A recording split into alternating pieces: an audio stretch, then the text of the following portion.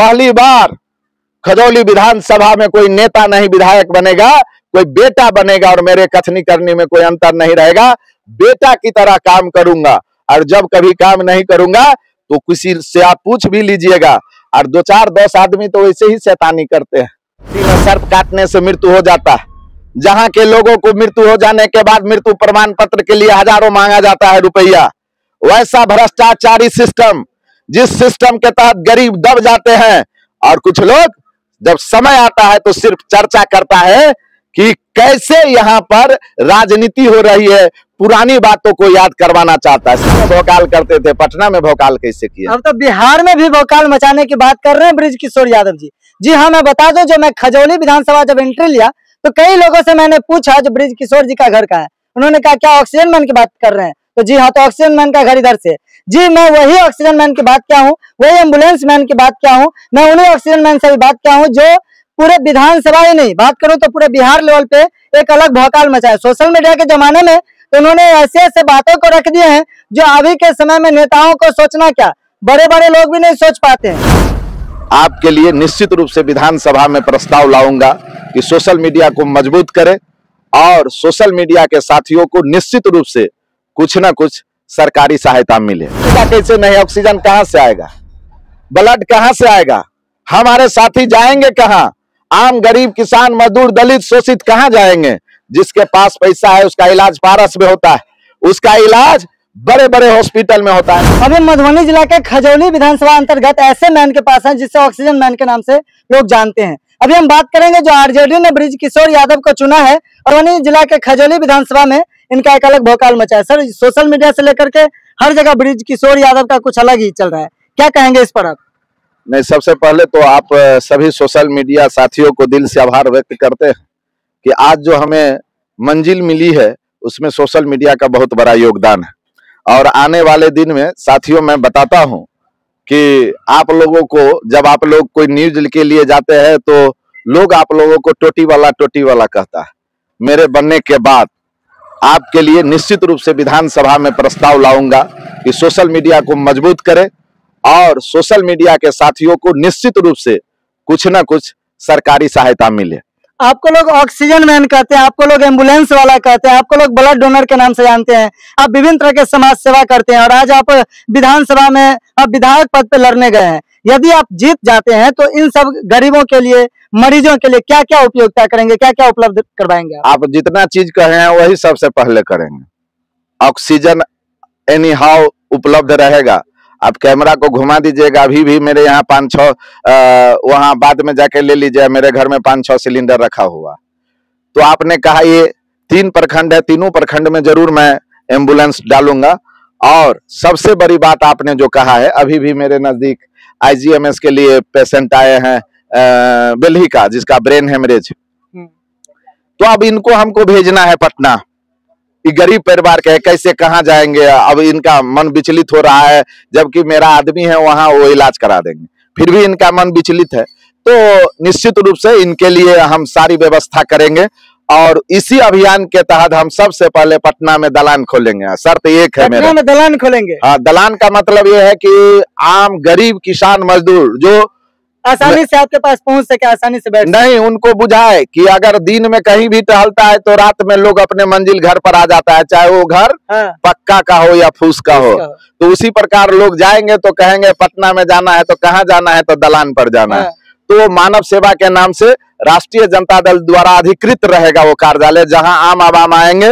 अब जैसे छात्र नौजवान जाते हैं, उनको पटना के अंदर कहीं परीक्षा देना है, रात में वो स्टेशन पर सोते हैं, सवेर में पता चलता है कि उनका झोला और एडमिट कार्ड गायब है।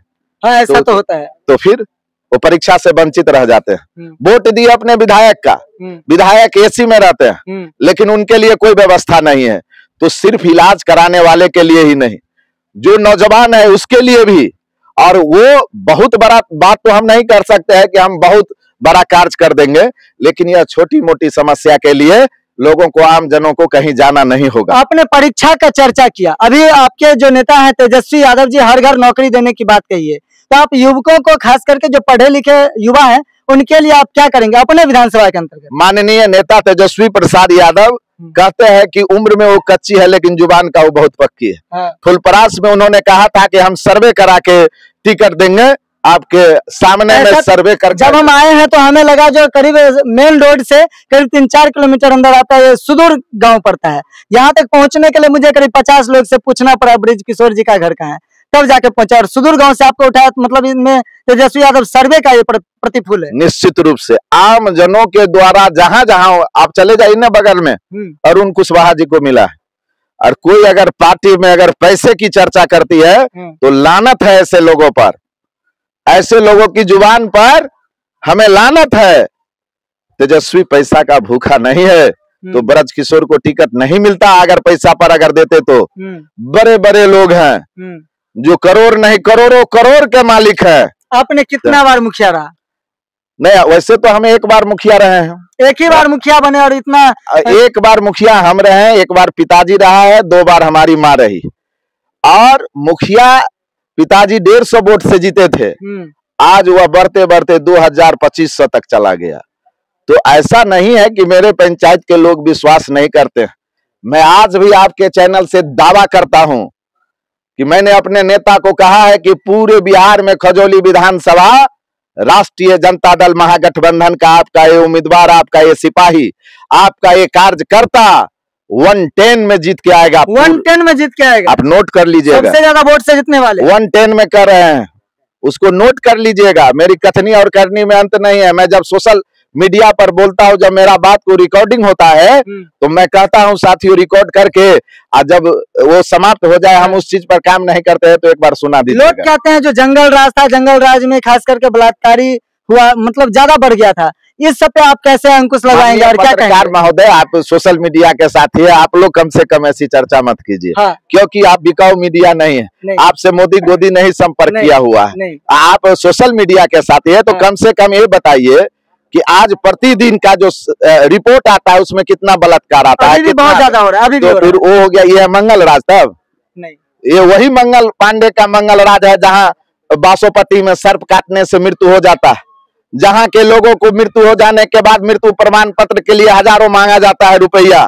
वैसा भ्रष्टाचारी सिस्टम, जिस सिस्टम के तहत गरीब दब जाते हैं, और कुछ लोग जब समय आता है तो सिर्फ चर्चा करता है कि कैसे यहाँ पर राजनीति हो रही है, पुरानी बातों को याद करवाना चाहता है। साथियों, मैं कहना चाहता हूं दावे के साथ कि कम से कम आप खजौली विधानसभा पर चर्चा कीजिए। जो वर्तमान विधायक है वो लिस्ट जारी करे कि वो कौन कौन काम किया है, किन किन लोगों को आईजीएमएस में दिखाया है, किन किन लोगों को एम्स में दिखाया है, कौन कौन हॉस्पिटल में गया है। अगर एक फोटो वो डाल दे किसी को ऑक्सीजन उपलब्ध कराते हुए, किसी को ब्लड देते हुए, लोग हम पर आरोप लगाते हैं कि ब्लड कहां से लाते हैं, ऑक्सीजन कहां से लाते हैं। पूछ लीजिएगा, ब्लड बैंक के साथी है हमारे पप्पू जी मधुबनी में, एक नहीं सैकड़ों लोगों को हम लोग डोनेट भी करते हैं। हमारे जन्मदिन पर सैकड़ों साथियों ने ब्लड दिया, मैं ब्लड वहां से लाता हूं। ऑक्सीजन अपने जमीन को बेच के लाता हूं। 4 ड्रम 5 ड्रम आपको बताए ना कि हमारे परिवार के लोग मुखिया थे, अभी भी हमारे घर का फोटो ले लीजिएगा, ठीक से प्लास्टर भी नहीं हुआ। एक टर्म में मुखिया फूस से चला जाता है 5 मंजिला पर, और हमारा प्लास्टर भी नहीं हुआ है।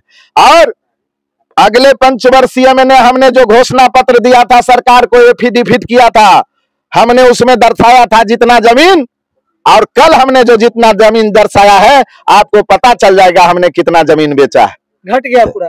घटेगा कैसे नहीं? ऑक्सीजन कहां से आएगा, ब्लड कहां से आएगा, हमारे साथी जाएंगे कहां?